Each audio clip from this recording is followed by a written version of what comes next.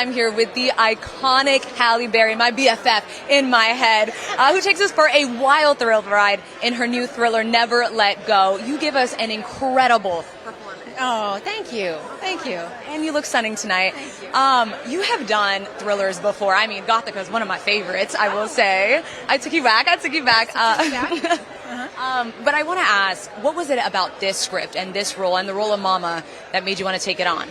Well, when I read this script, it was a world that I had never seen before. I was intrigued by a mother and with 2 children giving birth in a house and never leaving for a decade. Like, I just thought, wow, that's trippy, and that has never been seen before, right? And it captured my imagination. And I knew that Alex Aja was directing, and I know how sophisticated he is. I know what a wonderful horror director he is, and I knew that he would bring the horror, but he would also bring the complexity and the sophistication that this film also needed. Yeah, I mean, it is complex. It makes you question your own reality at times.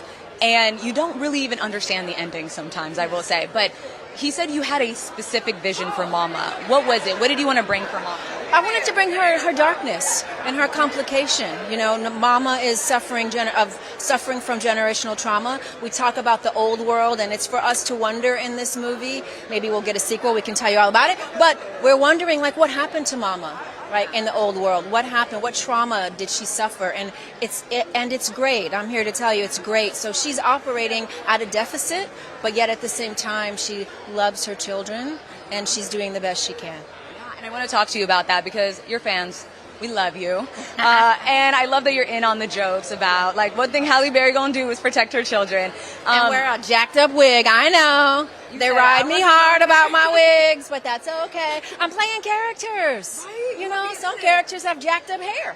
It's just the truth. We'll talk about the call later. But no, I really want to know, because what it is that you embody that maternal spirit of wanting to protect your children at all costs and be so fierce. What do you do to tap into that on set? Well, that's who I am. I've got 2 children that I protect at all costs. So that is the most natural thing for me to tap into, honestly. Which is why I gravitate towards these roles, I think. Okay, so you've had iconic roles. I mean, I could name Storm. I could name Catwoman.